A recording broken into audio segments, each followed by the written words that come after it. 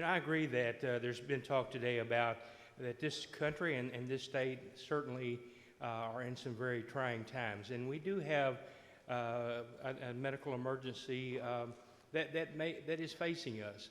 But can you imagine that in trying times, what it would say to our citizens if our government just said, we're out of here?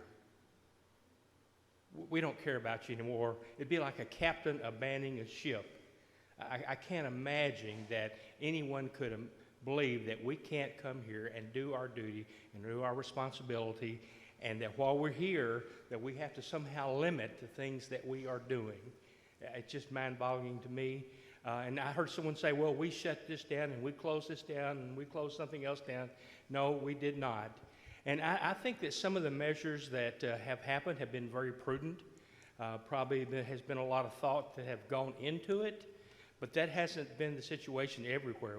We've seen situations where people in authority have said, oh, because of this crisis, you can no longer buy ammunition or you can no longer buy guns.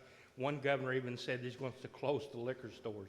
I mean, we do run the risk of mass hysteria when we try to make people believe that we can't continue the business that we need to.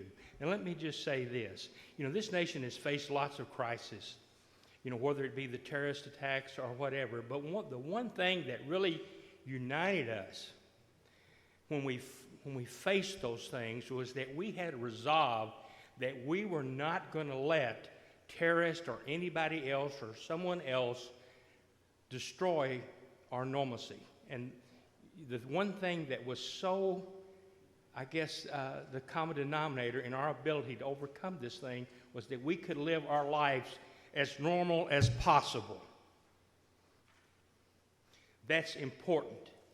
And even in this situation, it's still important that we have some sense of normalcy as we go about our lives. Now, I know it's difficult when everything is been, stopped and everything else. But let me say that the thing that I worry about most is that when we come through this, as we will, that we haven't seen more people devastated, bankrupt, businesses closed that will never, ever reopen, and that somehow it could be that the very financial damage that we've done affected a lot more people than the people that got sick. And I hope that does not happen, but with what we're seeing, I think that's a very real possibility. So, Mr. Speaker, I will say that the Natural Resources and Energy Committee tomorrow will meet and show that we are here. We're not abandoning Kentucky. We're going to continue to do our job. Thank you.